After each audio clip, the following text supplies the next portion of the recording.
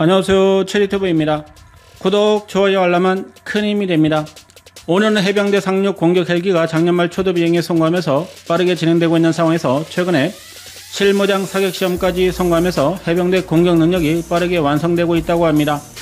이번 시험은 비행 시험을 모두 완료하면서 후속으로 진행된 것으로 국산으로 개발된 헬기 파일런에서 실제 무장 발사 시험까지 성공했다는데 의미가 크며, 야간 사격으로 기관포와 로켓까지 발사하는 데 성공하면서 야간 작전 능력까지 동시에 검증하고 있다는 점에서 주목을 받고 있습니다. 소형 무장 헬기로 양산하고 있는 미로온에서 운영하고 있는 첨단 항전 장비와 전투 체계가 개량되어 적용되었으며, 광학 장비를 장착하고 조종사 헬멧을 첨단화시키면서 칠흑 같은 야간에도 표적을 파악하고 공격이 가능하다는 점에서 처음으로 개발되고 있는 대형 무장 헬기 사업으로 주목을 받고 있습니다.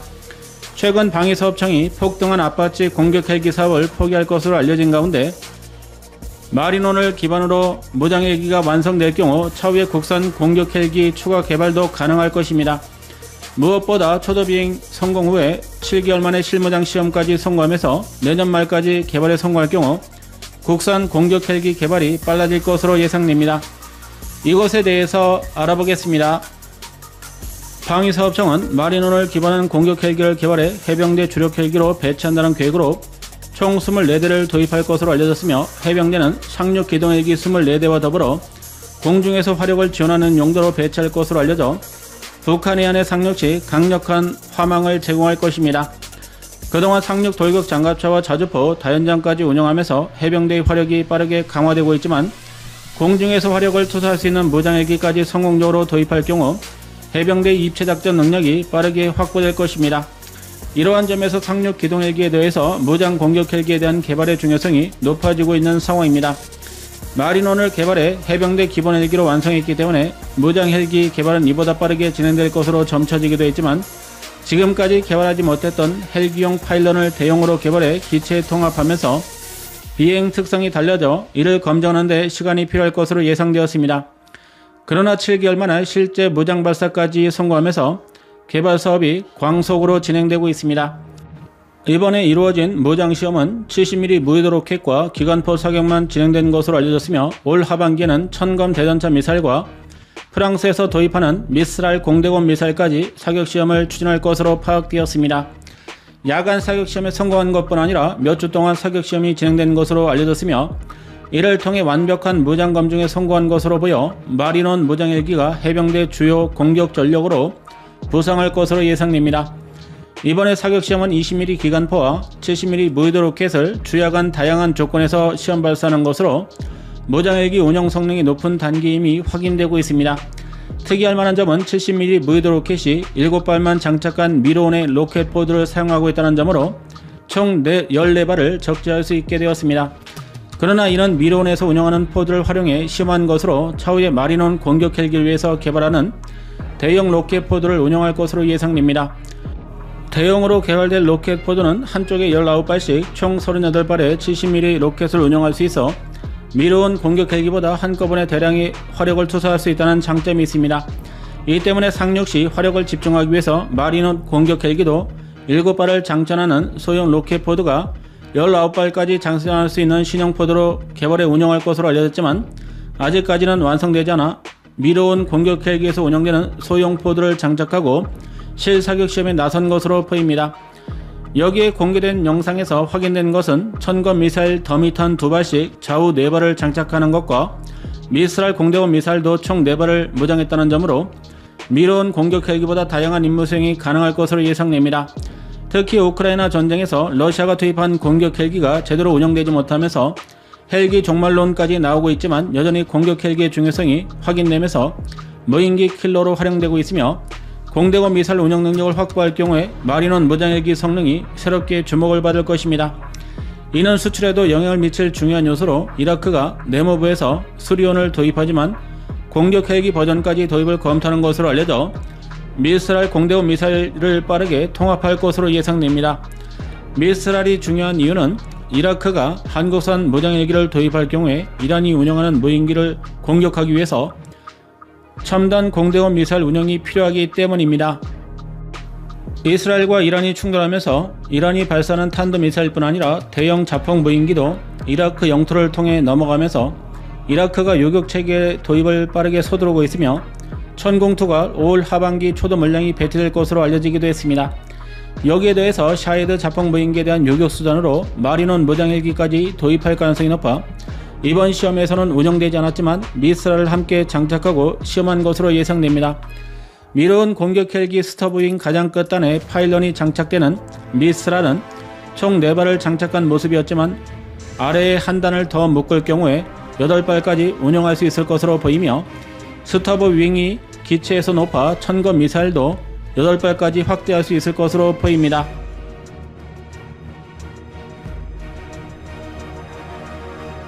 여기에 천검과 미사일 사이 장착되는 70mm 로켓포드를 대용으로 장착할 수 있을 것으로 알려져 무장시험이 완료되면 내년에 배치될 해병대 공격헬기가 보유할 화력은 상당히 강화될 것으로 예상됩니다. 해병대가 상륙작전을 위해서 공대공 미사일과 공격헬기까지 운영할 수 있지만 육군이 도입한 아파치 공격헬기에서도 공대공 미사일은 일반적인 상황에서는 무장하지 않기 때문에 마리논 무장헬기 개발해서 공대공 미사일까지 무장한 것은 상당히 이례적이라는 분석입니다. 이 때문에 무장헬기 수출을 염두에 두고 무장에 대한 성능을 검증하는 것으로 보이며 이라크 외에도 아랍에미리트와 사우디까지 관심을 보이고 있다는 것이 사실 가능성이 높다는 분석입니다. 이라크가 2대를 먼저 주문해 관심이 쏠리고 있지만 아랍에미리트도 수리온 무장헬기에 관심이 높은 것으로 알려졌으며 도입을 적극 검토하고 있습니다. 그러나 현지 사정으로 도입이 미뤄지면서 이라크보다 사업이 지연되고 있지만 2013년 두바이에서 개최된 에어쇼에 카이가 실기차를 파견할 정도로 수출에 주력하고 있는 국가입니다. 공대지 무장을 위주로 개발하고 있는 상황에서 공대공 무장까지 성능 검증이 이루어질 것으로 보여 중동 국가에 대한 수출 가능성이 높아질 것으로 예상됩니다.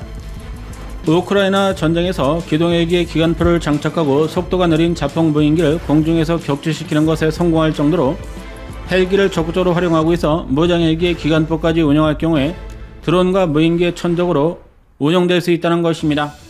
기동헬기에 무장을 장착하는 방식으로 상륙 공격헬기가 개발되고 있지만 자체 개발한 무장을 항공기에 통합하는 사업이 빠르게 전개되면서 차후에 본격적인 공격헬기 개발이 진행될 경우에 자체 개발이 가능한 수준으로도 기술을 확보할 수 있을 것으로 보입니다. 이러한 분석이 나오는 배경에는 터키가 이탈리아에서 도입한 망구스타 기술을 습득해서 대형 공격헬기를 개발하고 있으며 이탈리아도 개발이 오래된 망구스타를 대체할 신형 공격헬기를 내놓고 있어 우크라이나 전쟁에서 오히려 중요성이 높아지면서 공격헬기와 무인기를 통합하는 방식으로 새로운 사업들이 추진되고 있습니다. 이러한 점에서 아파치 공격헬기 추가 도입을 포기한 국방부가 대형 공격헬기를 자체 개발할 가능성에 무게가 실리고 있습니다. 국방부가 최근 아파치 추가 도입을 포기하면서 무인기 전력에 집중한다고 표면적인 이유를 밝혔지만 여전히 산악지형이 대부분인 한반도에서 헬기를 대체할 수 있는 무기체계는 등장하지 않고 있습니다. 아파치 공격헬기 추가 도입을 포기한 배경에는 무인기의 등장이 아닌 가격 폭등이 주요했다는 점으로 자체 공격헬기 개발 가능성이 예상되고 있습니다. 보잉사가 개발하고 있는 무기체계들이 급격한 가격 폭등이 진행되고 있는 가운데 포세이돈 해상 초계기도 50%나 올라 우리 군에서도 추가 도입이 어려울 것으로 예상됩니다. 아파치 공격 헬기도 36대 도입에 3존을 편성했지만 6존 이상을 요구한 것으로 알려져 도입이 불가능하다는 판단이며 차라리 그 돈으로 대형 공격 헬기를 자체 개발하는 것이 낫다는 분석입니다. 개발비를 줄일 수 있는 핵심 기술들이 미로온과 마리논 공격 헬기를 개발하면서 확보할 수 있는 것으로 보여 해병대 공격 헬기가 성공적으로 개발될 경우에는 자체 대형 공격 헬기 개발도 가능할 것입니다. 방위사업청은 올해 하반기 천검 대전차 미사일과 공대공 미사일까지 시험한다는 계획으로 내년 하반기 개발을 마무리 지을 것으로 알려져 빠르게 사업이 전개되고 있습니다. 최근에 방위사업청이 무장헬기 개발과 관련된 영상을 공개하면서 미로온에 이어서 대형헬기에 무장을 장착하는 사업도 빠르게 진행될 것입니다. 보람의 전투기 개발 사업에 비해서 주목을 받지 못하고 있지만 실전에 배치되는 것은 비슷한 시기에 진행될 것으로 보여 그동안 공격력이 약했던 해병대도 강력해질 것이며 해외 수출까지도 빠르게 가능할 전망입니다. 영상 시청 감사합니다.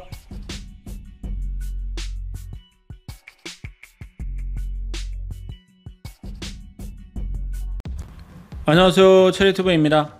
구독, 좋아요, 알람은 큰 힘이 됩니다. 오늘은 보라매 전투기 개발이 가속화되면서 목리를 부리던 인도네시아도 사업에 다시 참가하기 위해서 협상이 진행되고 있는 것으로 알려진 가운데 수출이 쉽지 않을 것이라는 분석이 나오고 있습니다. 무엇보다 미국에서 공급하는 엔진에 대한 승인이 이루어지지 않으면 한국 정부가 아무리 인도네시아에 전투기를 판매하고 싶어도 어려워질 수 있기 때문이라는 분석입니다. 여기에 인도네시아가 납부할 분담금이 현물로 지불될 것을 요구한 것으로 알려져 끝까지 목리를 지속할 것으로 예상됩니다.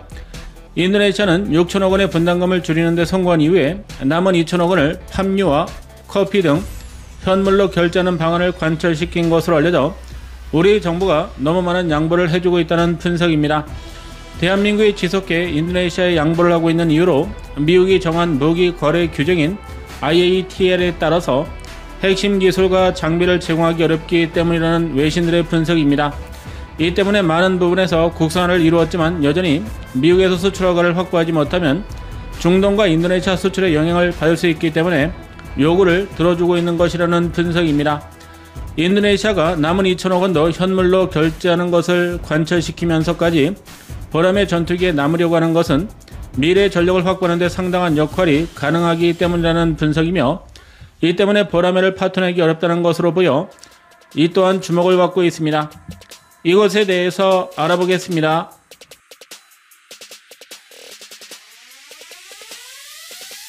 인도네시아는 라팔 전투기를 대량으로 구매하면서 터키가 개발하고 있는 칸 전투기 도입도 추진하려고 하고 있으며 2년간 중단되었던 F-15 전투기까지 다시 구매를 협상하고 있는 것으로 알려졌습니다. 여기에 타이푼 전투기 중고 도입을 추진하기도 했으며 카타르에서 운영했던 미라지 2000 전투기를 도입하려다가 무산되기도 했습니다. 이처럼 무기 백화점을 차리고 있지만 문제는 가동력이 크게 떨어질 것이 우려된다는 점으로 미국의 환심을 사기 위해서 F-15 전투기 최신형까지 수십 조를 투입해 도입할 경우 이러한 문제는 더욱더 크게 불거질 것이라는 평가입니다. 인도네시아가 인도-파키스탄 전쟁에서 새롭게 떠오른 중국산 전투기에 관심을 보이고 있지만 현실적으로 도입하기에는 어려울 것으로 보이며 인도가 정확한 교전 데이터를 공개하지 않은 상태에서 라팔을 여러 대 격추시켰다는 것은 중국의 언론 공작이라는 주장입니다. 프랑스는 이러한 중국의 공작에 맞서 적극적인 해명을 인도 정부에 요구하고 있으며 최근까지도 다수사는 영상과 사진으로 전투기 고유 번호가 공개된 한 대만 추락한 것을 인정하고 있습니다. 그것도 중국이 주장하는 공대공 미사일로 격추된 것이 아닌 작전 중 사고로 인해서 추락한 것이라는 입장이며 인도 정부도 외교 관계를 고려해서 적극적인 반박을 하지 않고 있습니다. 이러한 프랑스의 적극적인 움직임으로 인해서 인도네시아가 오히려 라팔 전투기를 추가로 구매하려는 움직임을 보이고 있는 것으로 파악되기도 했습니다. 아랍에미리트도 80여 대의 라팔을 도입하는 사업을 재검토하는 것으로 알려진 상태에서 최근에는 신중한 태도를 보이면서 관망하고 있는 상황입니다. 이렇듯 큰 파장을 낳을 것처럼 했던 라팔 전투기 교전 실적이 자세히 밝혀지지 않으면서 프랑스도 한숨을 돌리고 있는 듯한 모습입니다. 프랑스는 미국에 이어서 가장 강력한 전자전 방어 체계인 스펙트라 시스템이 가동되었다면 중거리 미사일을 피하거나 적극적인 전자전 공격으로 막아냈을 것이라면서 인도 조종사들의 능력을 의심하고 있는 상황입니다. 인도네시아가 라팔 도입을 지속할 것으로 알려지고 있는 가운데 공군력을 구성하고 있는 기존 전력도 가동률이 40%대인 것으로 알려지면서 보라매 전투를 포기하는 것이 어렵다는 외신들의 분석이 제기되고 있습니다. F-16 전투기 25대와 수호이 27과 30계열 전투기 16대가 주력 전력이지만 러시아산 전투기의 경우 부품 수급이 어려운 상황에서 가동률이 크게 하락하고 있으며 라팔 전투기까지 도입이 진행되면서 정비 체계가 점점 더 복잡해지고 있다는 것입니다. 이 때문에 인도네시아가 프랑스로부터 운영에 필요한 핵심 부품과 점검 시스템을 도입하는 것을 축소할 수 있다는 것입니다. 이렇게 될 경우 라팔 전투기가 수년 만에 가동률이 크게 주저앉을 수 있다는 우려가 현지에서 나오고 있습니다. 인도네시아는 한국에서 창정비를 완료한 잠수함을 가져온 후에 몇 년간 운영하지 않다가 갑자기 바다로 끌고 나가 침몰시킨 경험을 가지고 있으며 당시 대한민국이 창정비를 제대로 하지 않아 발생한 것으로 뒤집어 씌우려고 했으나 조사 결과 소모품을 제대로 구매하지 않아 침몰 사고의 원인이 된 것으로 파악되기도 했습니다. 여기에 F-60 경 전투기 한 대가 인도네시아에서 추락한 사건도 비슷한 문제 때문이었으며 평소 부품을 제대로 확보하는데 자금을 제대로 투입하지 않는 것으로 알려져 첨단 무기 운영을 제대로 하지 못하고 있는 상황입니다. 이러한 문제점을 타개하기 위해서 인도네시아는 자체적인 생산이 가능한 항공기 도입에 노력을 기울이고 있으며 미국도 F-15 전투기를 도입할 경우에 기술 이전을 통해 현지 생산을 미끼로 협상을 지속하고 있는 것으로 파악되었습니다. 이 때문에 터키 칸 전투기 사업에 참가하는 것은 한국과 미국을 동시에 견제하기 위한 것이며 협상력을 높이려는 수단일 가능성이 높다는 전망입니다. 새로운 전투기를 이것저것 도입하고 있지만 실제 제대로 운영할 수 있을지는 미지수인 상황에서 보람의 사업을 포기할 경우에 그나마 운영하는 것이 어려워지기 때문에 전투기를 현지 양산하는 것은 포기하기 어렵다는 것입니다. 한국과 추가적인 협상을 타결하고 남은 분담금 2천억 원을 납부해 다시 사업에 복귀하려고 하지만 최근에 알려진 내용에 따르면 현물로 남은 금액을 상환하는 것까지 합의한 것으로 알려졌습니다. 우리 정부는 남은 분담금 협상을 빠르게 마무리하고 내년부터 보람의 전투기를 수출할 수 있도록 하기 위해서 현물 상환 방식을 허가한 것으로 보입니다. 우리 정부는 인도네시아가 제기하고 있는 미국에서 도입한 핵심 부품과 엔진에 대한 우려를 불식시키기 위해서 레이더에 들어가는 핵심 부품을 국산화하는 사업을 진행하고 있으며 엔진은 유럽산을 장착하는 방안까지 검토하고 있는 것으로 알려져 인도네시아가 현지에서 전투기를 양산할 수 있도록 지원한다는 계획입니다. F-15 전투기 25대를 판매하기 위해서 총력전을 펼치고 있는 보잉사가 인도네시아가 보람의 사업을 지속할 경우에 수출 경쟁력이 하락할 수 있기 때문에 자국 정부를 움직여 인도네시아에 수출하는 엔진에 대한 공급 중단을 요구할 수 있다는 것입니다.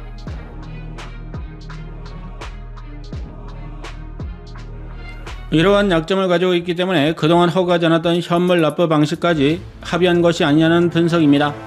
인도네시아 입장에서는 유럽산 엔진을 보람에서 운영할 경우 오히려 미국의 간섭에서 자유로울 수 있으며 프랑스산 엔진까지 사용할 경우에 보람의 전투기를 운영하는 데 장점이 될 것으로 보여 이를 선호할 것으로 예상됩니다.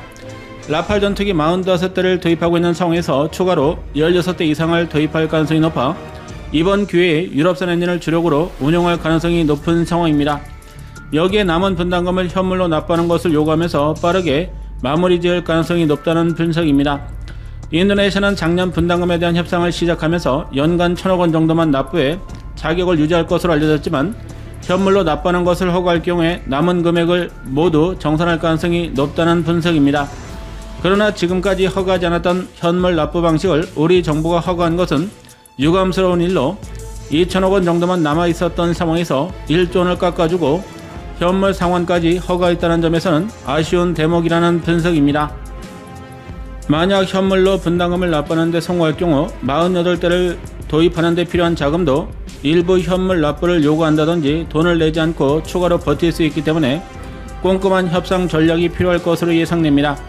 그에 비해서 칸 전투기 사업에 참가를 본격적으로 선언한 상태에서 보람의 사업까지 본격화하려는 신호로 해석되면서 사업이 커지면서 한국에 대한 의존도가 높아질 것으로 예상됩니다. 인도네시아는 프라보 대통령이 나서서 한국과 방산협력을 줄이거나 단절시키려고 했지만 4년간 이러한 정책에도 불구하고 현지 방산업계와 공군에서는 협력을 요구하고 있어 어쩔 수 없이 사업을 지속하고 있다는 분석이었습니다. 이러한 이유로 인도네시아가 목리를 세게 부리고 있었지만 처음 계약된 대로 정확히 기술을 이전해주고 있으며 지금까지도 이러한 점에서는 큰 문제가 없었다는 분석입니다.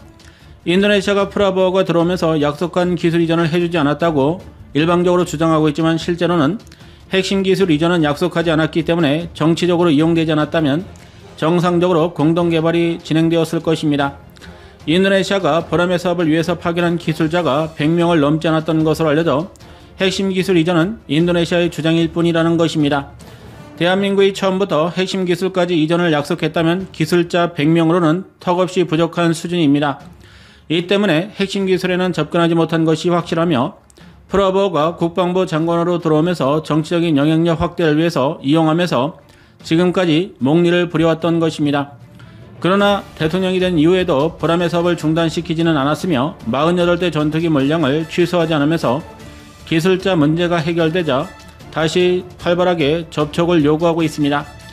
우리 정부도 인도네시아에서 파견된 시험비행 조종사에게 조정관을 내주면서 최근에 퍼포먼스를 진행한 것으로 알려져 양측 간의 협상이 탄력을 받을 것으로 예상됩니다. 인도네시아가 4년간 갖은 목리를 대한민국에 부렸지만 결과적으로 다시 참가하기로 결정했으며 터키 칸 전투기 사업은 상대적으로 어려워질 것으로 예상됩니다. 보라매를 현지에서 양산할 경우 미국, 터키 영향력이 줄어들 것으로 보여 우리 정부도 최대한 인도네시아 요구를 들어주는 것으로 예상됩니다. 영상 시청 감사합니다.